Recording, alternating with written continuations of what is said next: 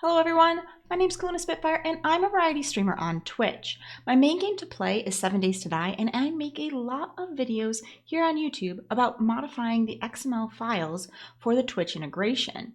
In today's video, I'm going to be showing you how to make some simple single spawns and group spawns for already existing entities in the game for A21. Let's dig in.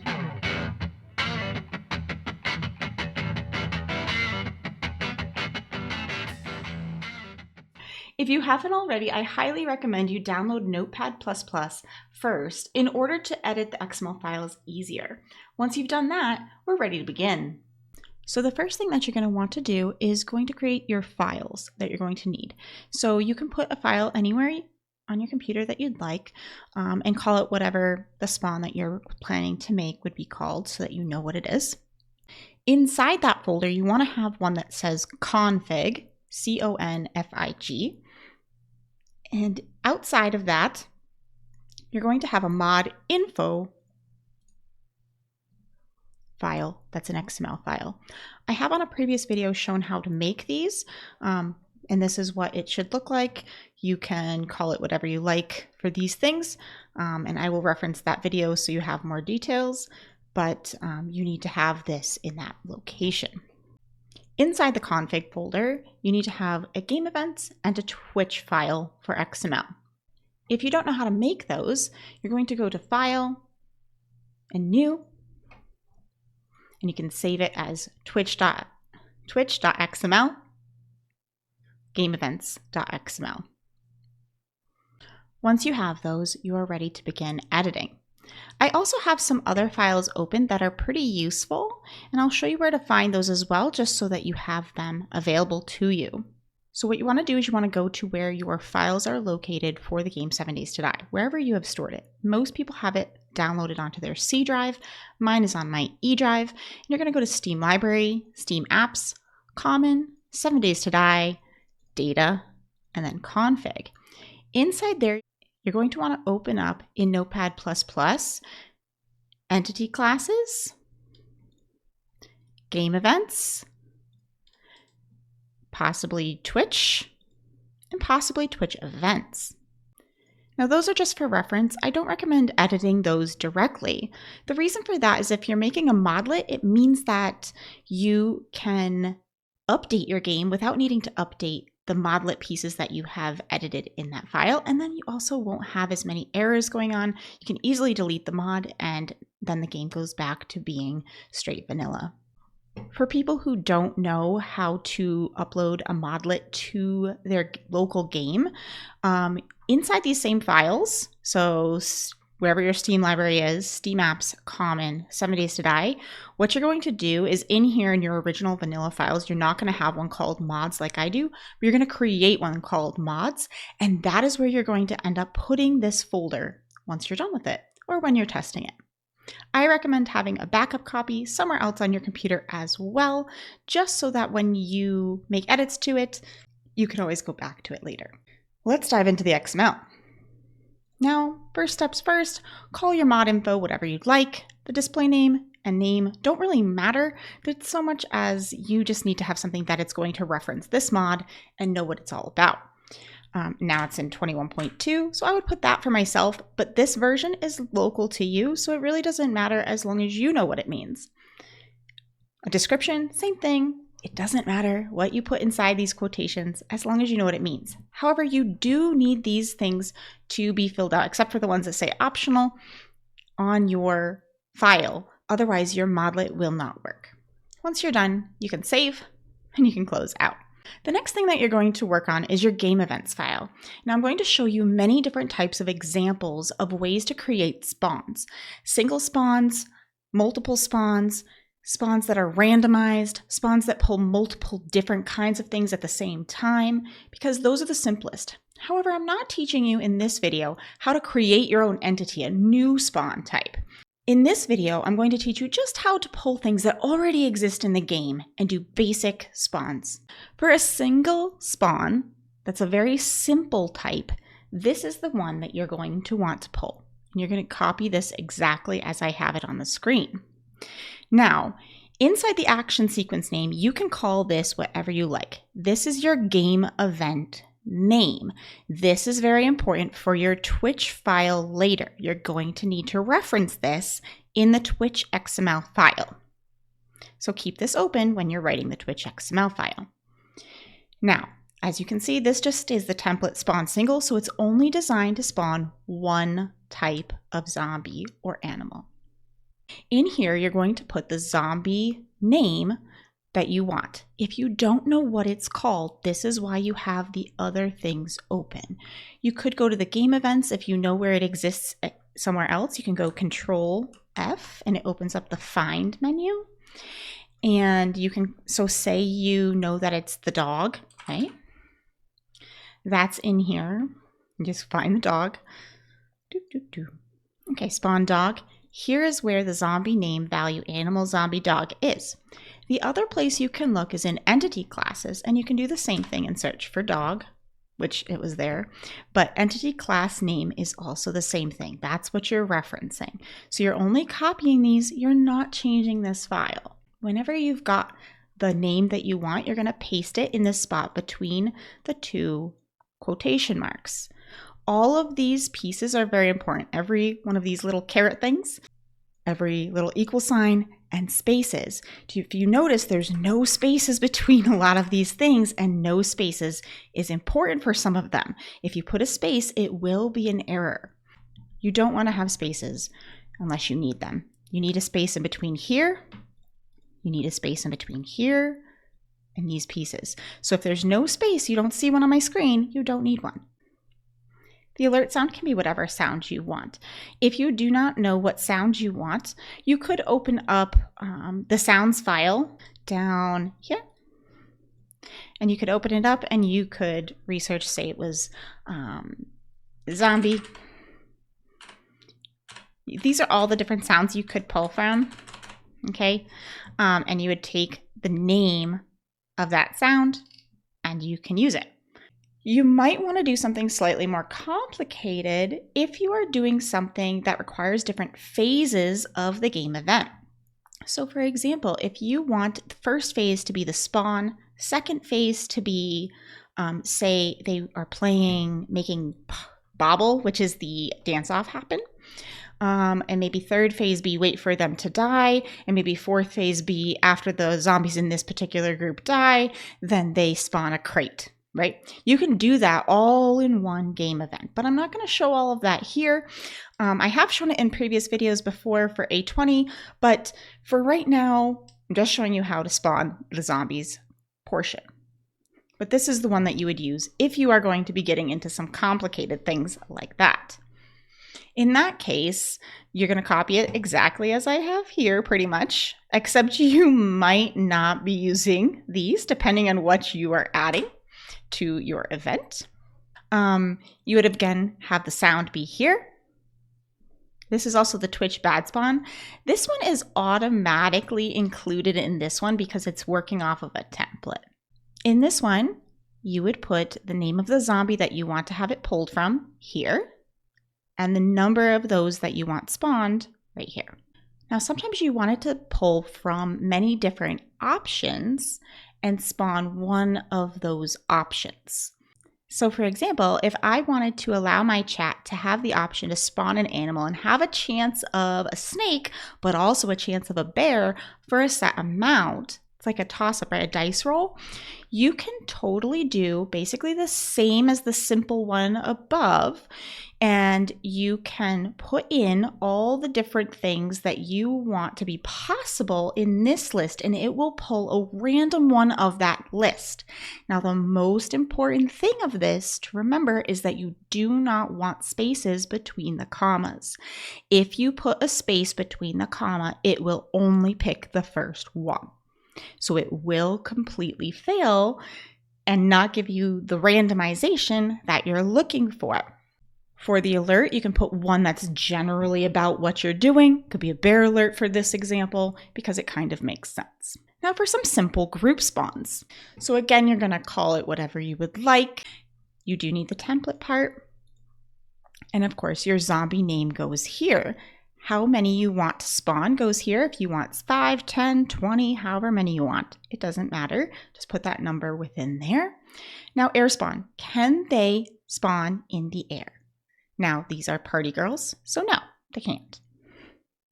Now, the reason they ask this is because when you're doing like tier 4s and 5s, you might be in the air, you might be in the outside, and a zombie vulture, for example, can be spawned there, but a zombie party girl can't. She'd fall down and get fall damage and things like that, and it wouldn't attack the player. So you don't really want air spawn for something that doesn't fly. If you create your own entity and it does fly, then you could say true.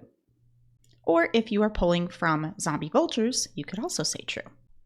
Alert sound is the same as before. Put whatever alert sound makes sense for yours.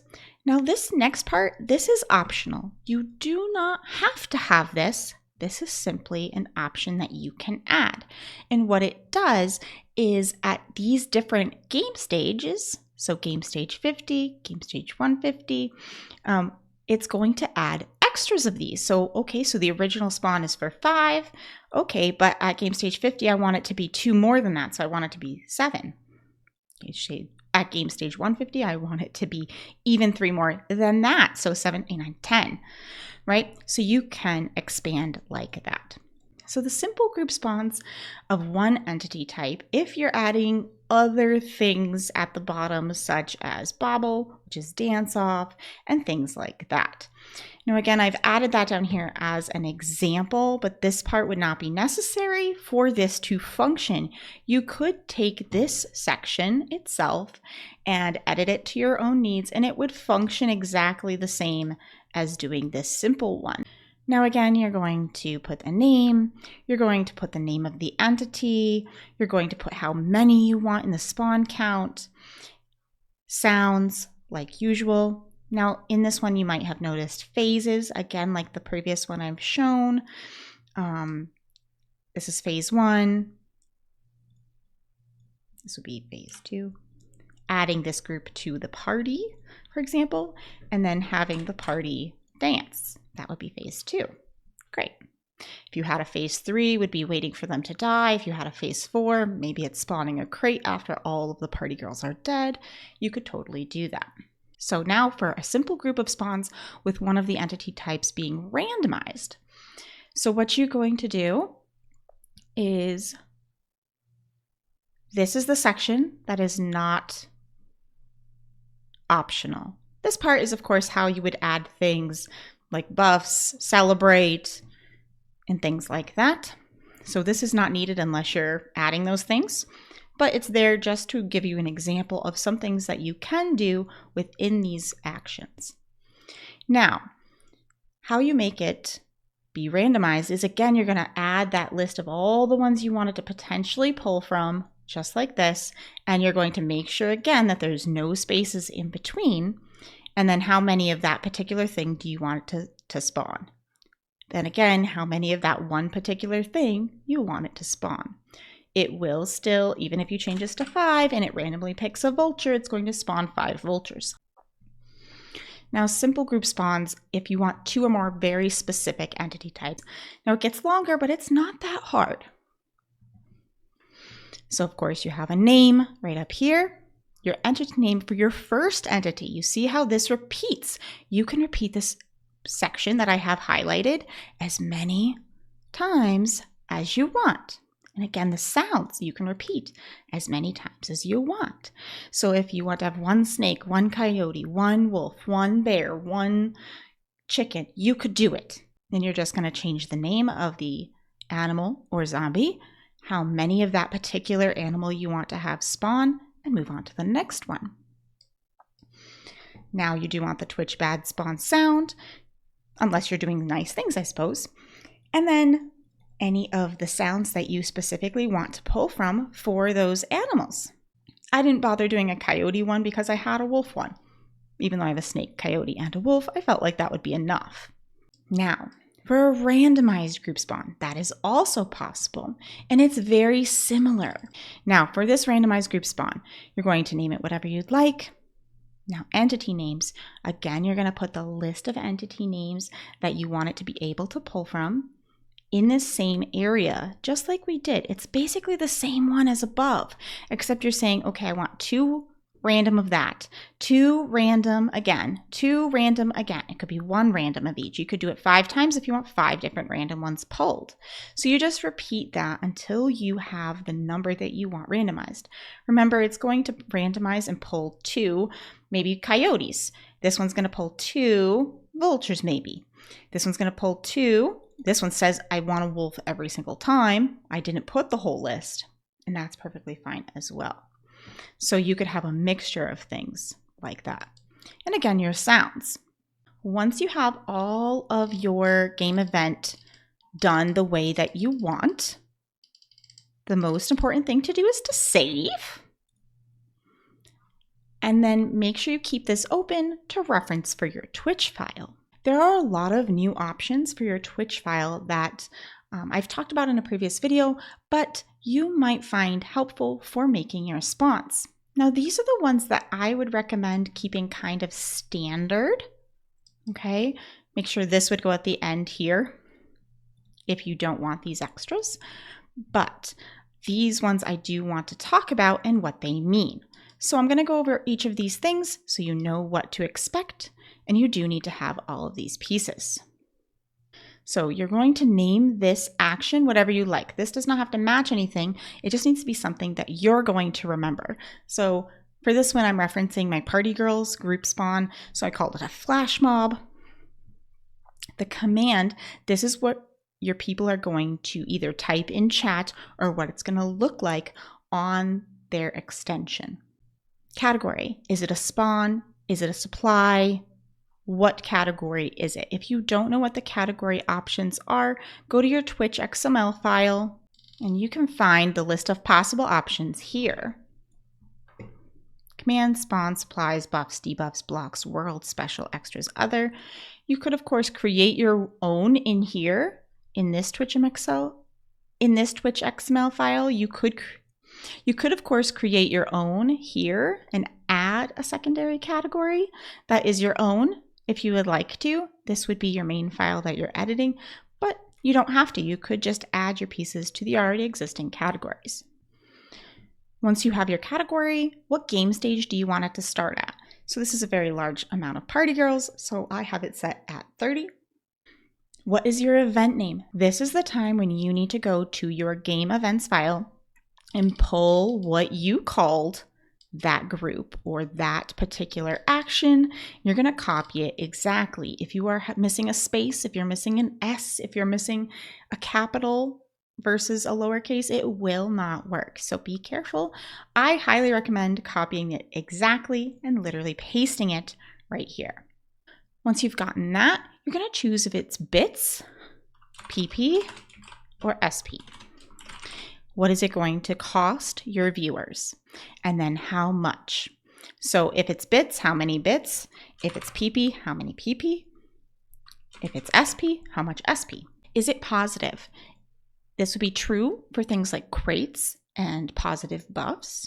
This would be false for things like spawns that attack you. Add to cooldown. So this is where, do you want it to add to the cooldown bar? So normally for bad things that will hurt you, you want it to add to the cooldown bar since you're going to have to fight them. Perhaps you don't want it to add to the cooldown bar though, and then it would be false. Or perhaps it's crate and you don't want it to add to the cooldown because it's not hurting you, you would say false. Cooldown add amount. This is how much value on the cooldown bar you want it to be. Cooldown. This is how long this individual command goes on cooldown. So I don't want people to spam this. So I have a 30-second in between them. And this would be in seconds. So if you did 300, it would be 5 minutes, 600, it would be 10 minutes, etc. So just keep that in mind. Or cooldown blocked. Can they trigger this during cooldown or not? So if it is blocked, then it's true. We don't want them to be able to spawn it during cooldown. If it is false, and we want them to be able to spawn during cooldown, then that would be how you would trigger it. That. Waiting blocked. Is it blocked when it says waiting? If we've hit the cooldown, we're just waiting to kill the other zombies, then do we want it to still be able to be spawned or not? If it's blocked from being able to be spawned, it would be true. If it's allowed, it would be false. Presets. You can choose if this is only casual or standard, or casual, standard, hardcore, or maybe it's just hardcore, whatever your preset is. Now be careful, make sure whatever ones you do have listed do not have spaces in between them, or again, it will only hit the first one. If you want all three, you could leave it like this. Now vote cooldown add. Do you want it to trigger an additional cooldown before the next vote? So in this particular thing, a large number of party girls is coming at me that are all feral and things like that. I don't want a vote starting right in the middle of fighting those particularly. So I have 30 seconds of grace before a vote could be triggered. Now, these are the ones that I consider a little bit more optional. But again, some of these are even optional, but I highly recommend them just so that you cover kind of the basics. These ones kind of go as a group. So I like to use these ones for bits. If people have used real money like bits to spawn them, then I think that if I die to somebody's basic vulture, that kind of sucks for the person who just barely spawned in a large number of party girls for 600 bits. If that's the case, you want them to respawn, right? Because you didn't get to all of them. And that feels bad to maybe some viewers. You do not have to include this. It's an option. Now I'm going to tell you what these mean.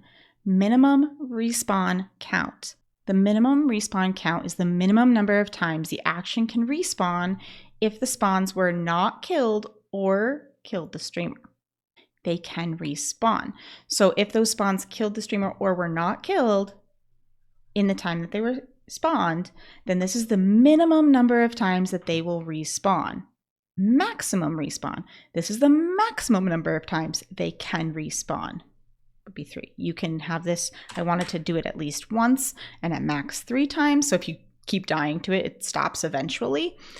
And then this one does not have to be included with these two if you don't want it. This is basically if you have killed most of them. So say I had a party girl horde of 12 and I killed all of them except 2 before I died. This one would say respawn threshold value 2. There needs to be at least 2 of them left of the spawn in order for it to be re-triggered. Now here are some other ones that you can go into as well. Streamer only. So perhaps this is a spawn that when triggered is really, really nasty and you're playing with some of your friends and you don't want it triggered on them, or perhaps they would kind of rage quit. And that would be detrimental to your party, maybe your friendships, things like that. You only want it to be able to be triggered on you. That would be where you put this in as true. Now, ignore discount.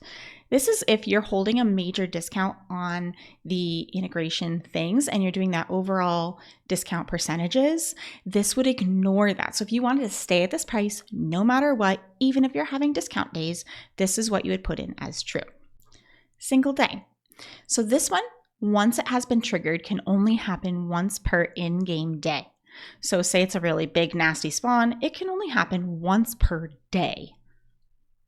Special requirement. Now this is where, do you want it to look and make sure something else is not happening before triggering it? Do you want it to check if it's blood moon, not blood moon? Do you want it to check if it's not blood moon day, if it's night, if it's cooldown, if it's in the land claim, etc. These kinds of things. You want it to only be able to do it when there's already spawned entities out. Only want to do it when there's no spawned entities, things like that. Now this one is super special and one of my favorite things that I plan to add to my Twitch channel really soon. And I'm really excited about it, and I think a lot of people don't know about it and don't know that it exists. But you can reward your viewers, your subs, your mods, your VIPs, and specific people. Maybe they donated a lot to charity or they donated a lot to you and you wanted to give them something special for doing that. You can give them a special spawn that no one else can use. And that is done by property name, only usable type. And you can choose everyone, broadcaster, mods, VIP, subs, or name. Name is when it's a specific person or persons. So if it's everyone, I don't know why you would use that because the rest of it's for everyone. So you don't really need that. Broadcaster, that's just you. So maybe you have a special spawn. I'm not really sure when you would use that either. But I could totally see myself using one for mods only, a mod special one, or VIPs or subs, and having a special reward for subs. So if that's the case, you don't need the second line, and you're going to just choose, say it's subs, and then it would work only for people who are subbed to you. Now, if this one is name, you don't need this part. You also need the second line, only usable by, and you can name people in your community who would get this particular spawn that they could use. Now be really careful. Again, do not have a space in between here if you are listing multiple people.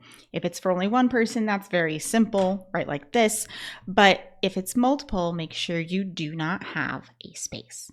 A side note to this, these, I believe, will be, I'm not 100% sure as I haven't gone and tested it all the way out yet, but these should be visible. If you have it for typing, it'll show up in the list of things that can be spawned, I think, but it won't show up in the extension because not everybody can use it. And I think they're talking about adding that as a possible thing that will show up differently in the extension in a future update, but it's currently not going to show up at all. It might not even show up in the right-hand side. So these people would need to know what it's called, and they would need to know that they can access it. And obviously it can't be for bits if it's for that because they would need to type it. I think you need to have it on the option where it can do both the extension and typing in order for it to work. This is one that I, of course, am working on adding to my stream, so I haven't fully tested it out, but I did check with one of the devs that this is working, and it should be working, no problem, and this is how it should look.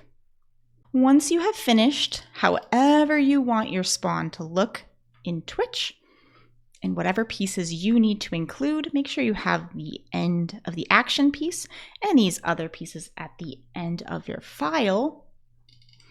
Be sure that you have this information at the top of your file for Twitch, and for your game events, here's your top of the file. I did want to go back and tell you about this part of the game events. If you are spawning something that is more than 25 zombies, which is the maximum Twitch will let you spawn at one time, you will want to change this to be a higher number than 25. So if you have a max of, for some reason you're crazy like me and you want to have a spawn of 100 party girls for people who have been subbed for 2 years, you need to set this to at least 100 or they won't spawn, or they'll spawn really delayed. So I have this as mine, for example, so that I can do that. If it's less than 25, if it's kind of like a normal amount of zombies to spawn, you really don't need to add this in. You could just delete that.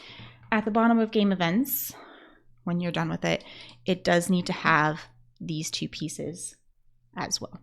When you're done, save both of those files. Make sure there's no errors. If it shows you an error here, you probably have a space or a comma missing, or maybe you have an extra something written. The most common one that I see is like you have two of these somewhere that you've accidentally written it twice, something like that. If you have finished that, then you're ready to take your file and copy it and paste it into your mods folder that we talked about, which would be here in your 7 Days to Die games. And you would paste it right like that, and it's time to test it out.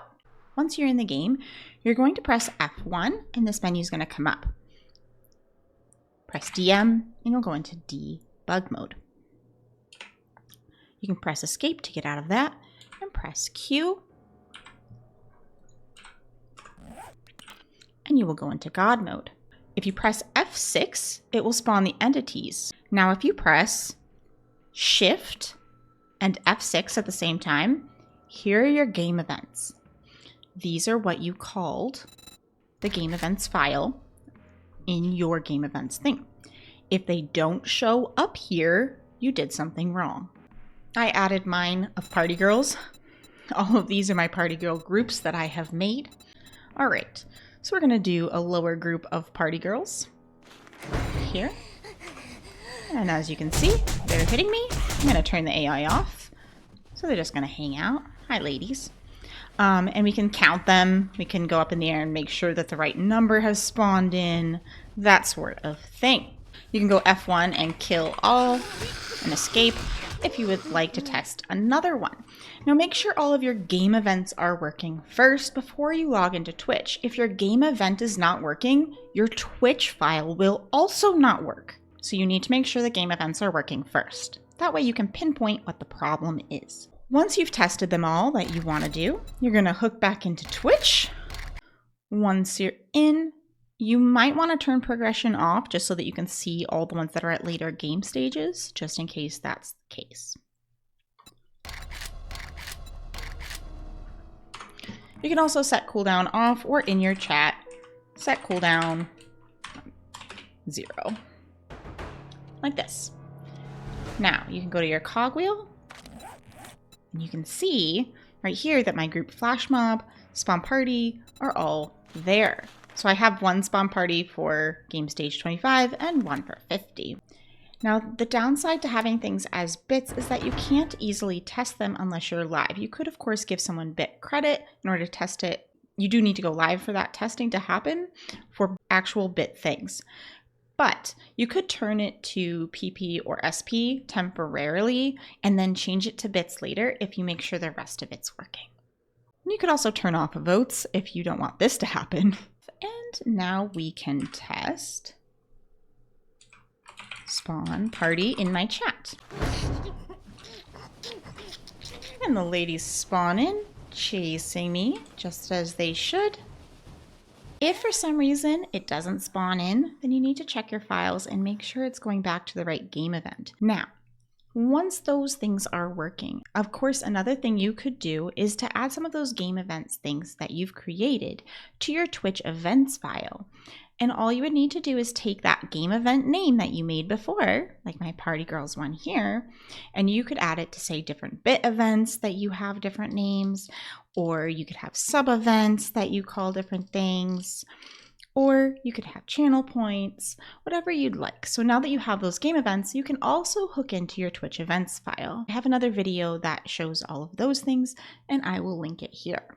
I hope you guys enjoyed this video and found it helpful to creating some of your own spawns for your chat for the Twitch integration for 7 Days to Die. Like and subscribe for more videos like this one, and consider checking out some of my other videos about modifying the XML files for 7 Days to Die. See you guys in the next one.